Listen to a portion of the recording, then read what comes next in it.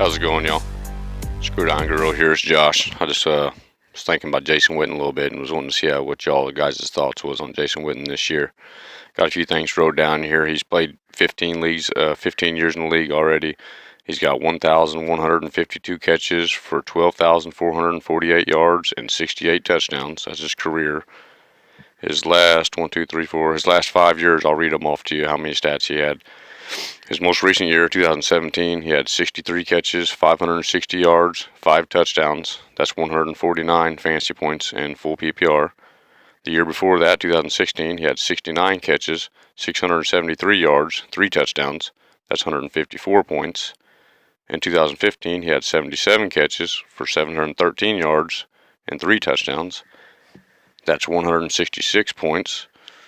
In 2014, he had 64 catches, 703 yards, and 5 touchdowns. That's 164 points.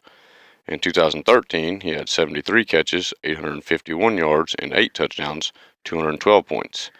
And the years before that were a lot better. That's his last 5 years there. So I was just kind of going by that. He took 2018 off, so his last season was 149 points, 154 points, 166, 164, and 212. So I looked at that. So now what I looked at is the top tight end scores, the top 10 scorers from the 2018 season last year, full PPR. Number 1 was Kelsey with 294 points. Number 2, Ertz, 280 points. Number 3, Kittle, 258 points. Number 4, Ebron, 222 points. Number 5, Jared Cook, 193 points. Number 6, Austin Hooper, 163 points. Number 7, Kyle Rudolph, 151 points. Number 8, Trey Burton, 147 points. Number 9, David Njoku, 144 points. Number 10, Vance McDonald, 133 points. So by looking at there, we see that Witten, if he can just come in and do what he was averaging in his last, from year 10 to year 15, not his first 10 years, if he can just come in and do what he was doing, then we're looking at the number 6 tight end was 163 points. Number 7 was 151. He's averaging right around there, 149, 154, 166.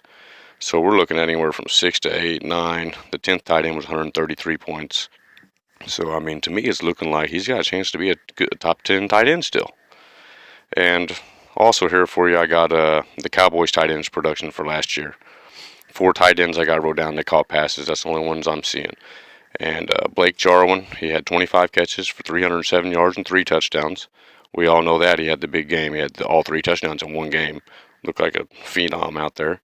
Then we got Jeff Swaim. He had 26 catches for 242 yards and 1 touchdown.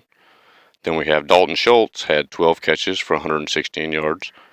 And then we got Rico Gathers, had 3 catches for 45 yards.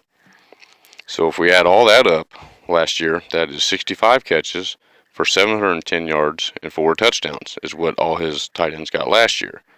So we add that up on points, that's 160 points. That's right about what Witten's been getting.